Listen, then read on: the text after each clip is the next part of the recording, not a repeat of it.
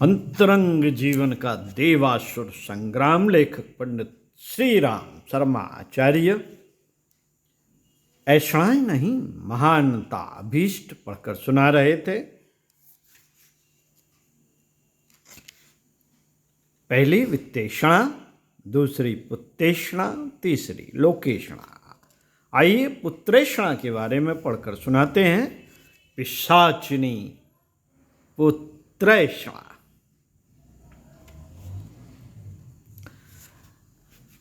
दूसरी दुष्प्रवृत्ति है पुत्रेषणा। पुत्रेषणा का मोटा अर्थ संतानोत्पादन है। इसका पार्श्विक रूप काम वासना है। सृष्टि का क्रम बंद न हो जाए, इस दृष्टि से उस बाजीगर ने प्राणियों के शरीर और मन में एक ऐसा विकार उत्पन्न कर दिया है जिसके आकर्षण से वशीभूत होकर उसे परिवार बनाने और बढ़ाने का कठिन काम पूरा करने में आनाकानी न करना पड़े। विचारपूर्वक देखा जाए तो प्रजनन की क्रिया माता के लिए प्राण घातक संकट जैसी है। 9 महीने गर्भ में बालक का शरीर वह अपने शरीर का रक्त मांस देकर ही बनाती है। जितना मांस और रक्त अपने शरीर में से देकर वह बहुत कुछ खोती ही है। बहुत दिन तक जो दूध पिलाती है वह भी उसी का रक्त छाती में होकर दूध बनकर निचोड़ता रहता है। गर्भ के दिनों में माता का स्वास्थ्य कितना गिर जाता है इसे सब कोई जानते हैं। प्रसव काल की पीड़ा की कल्पना कर सकना भुक्त भोगी के लिए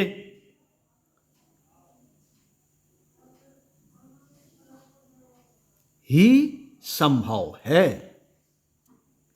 प्रसव काल की पीड़ा की कल्पना कर सकना भुक्त भोगी के लिए ही संभव है। फिर बालकों के लालन पालन में दिन रात किस तरह गुजारनी पड़ती है, इस परिश्रम का अनुमान लगाया जाए तो लगता है कि माता को कितना अधिक कष्ट सहन करना पड़ता है।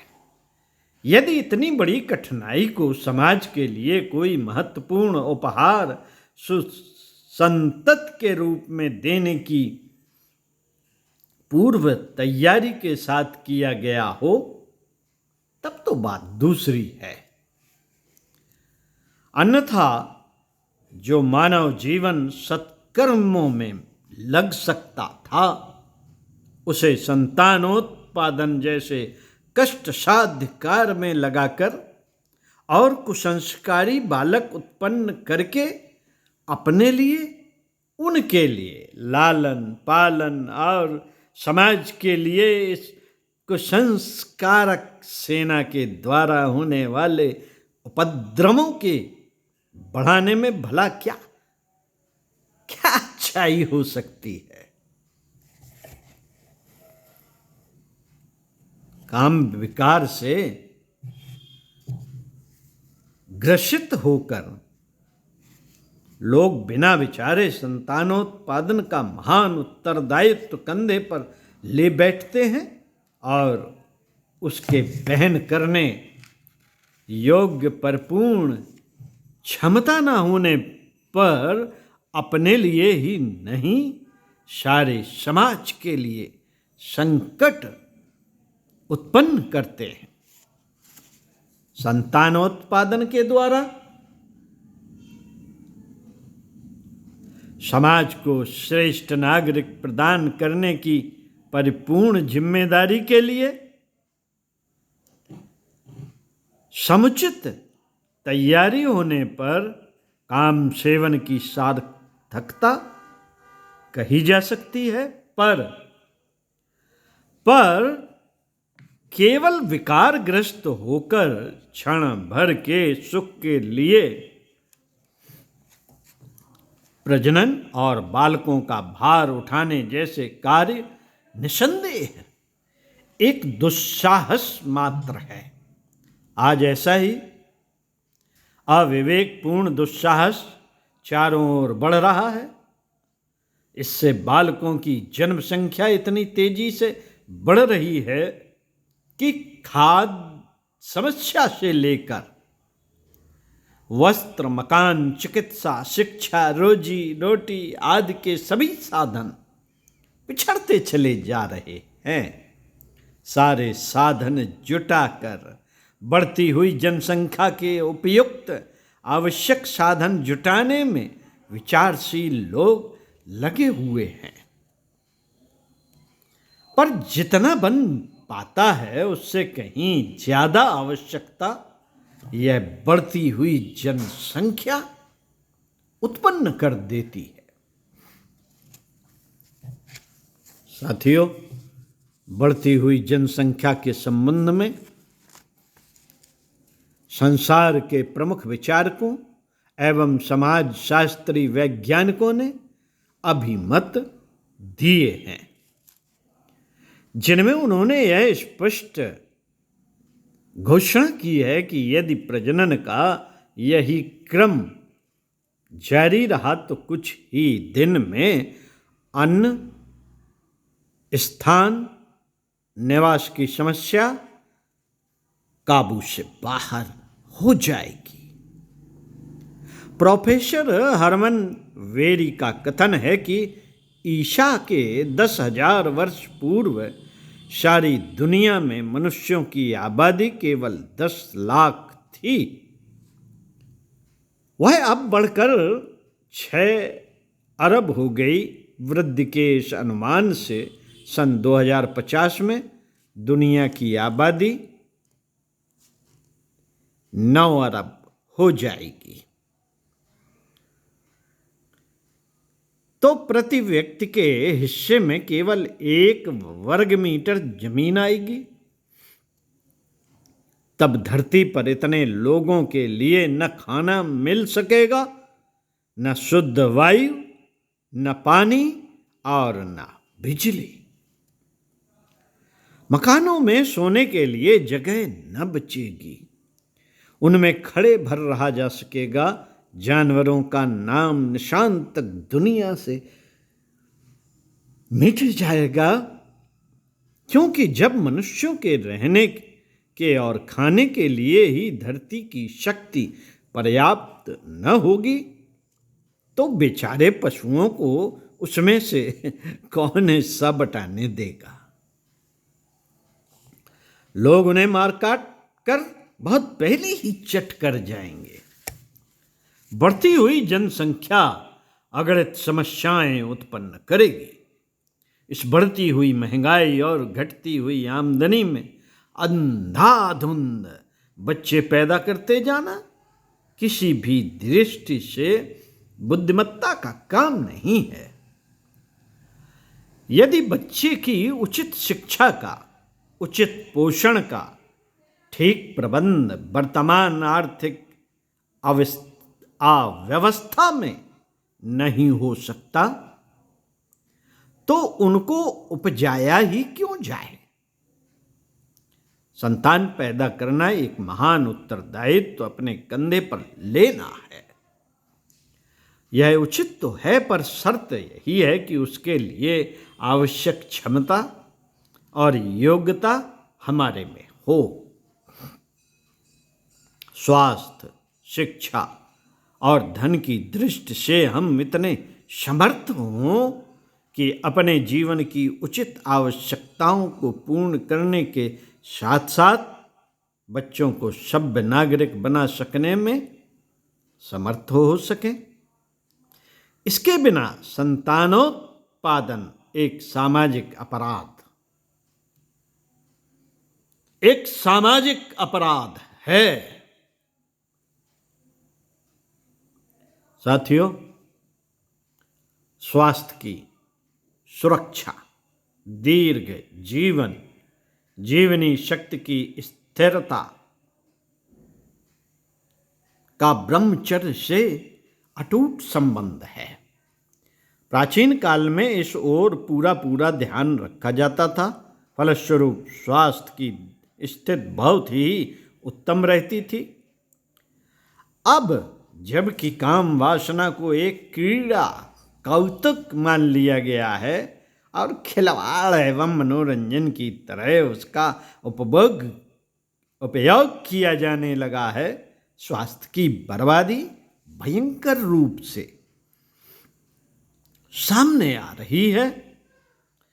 चेहरों के तेज नष्ट हो चले हैं, मस्तिष्क के जरा सा काम करने में दर्द करने लग जाता है, शरीरों में हर घड़ी थकान छाई रहती है, परिश्रम करते नहीं बन पड़ता, कमजोरी नस नस में व्याप्त रहती है। लगता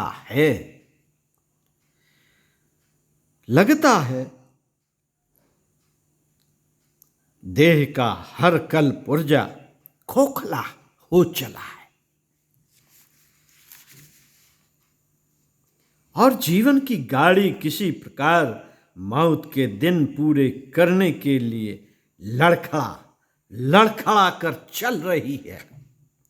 स्वास्थ्य की इतनी बर्बादी, स्वास्थ्य की इतनी बर्बादी का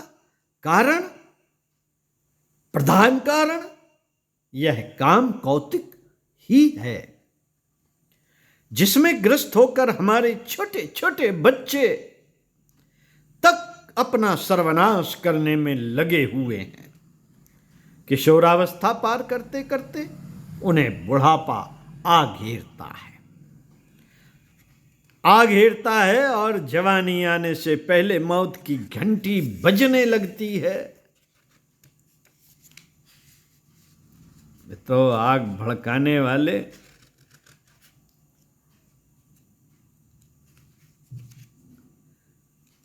प्रसाधन।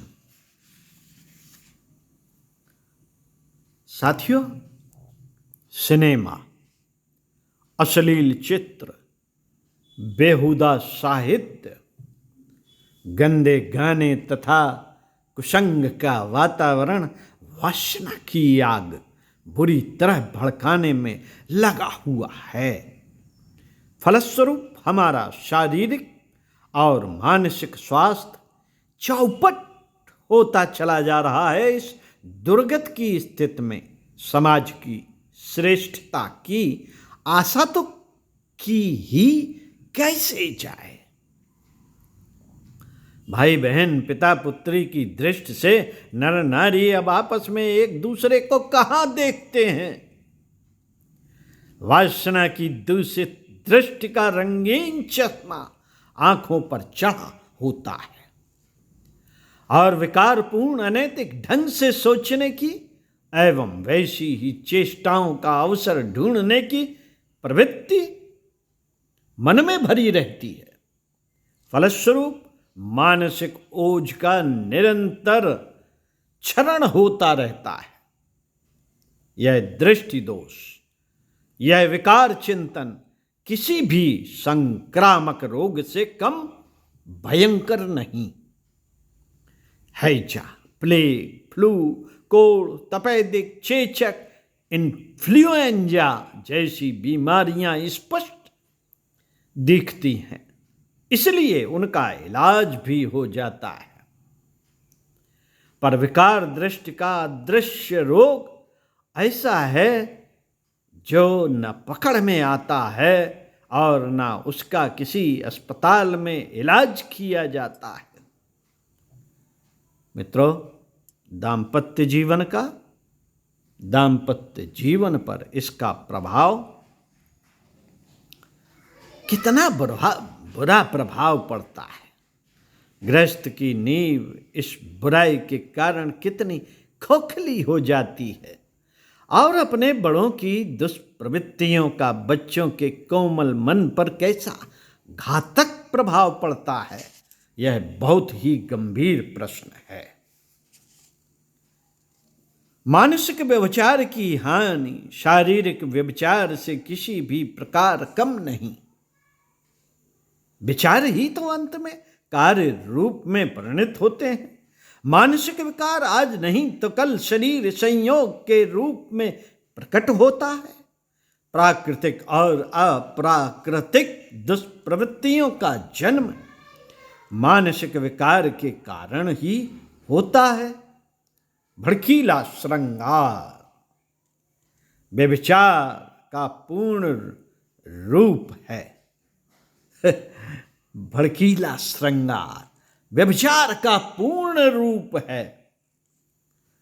वैश्याएं इसी अस्त्र के आधार पर लोगों में विकार उत्पन्न करके उन्हें अपनी ओर आकर्षित करती हैं। साथियों, भड़कीले श्रृंगार से बचें।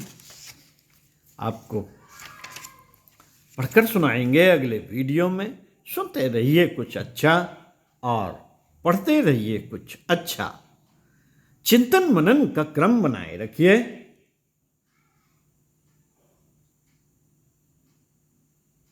अर्थ संयम, विचार संयम, समय संयम,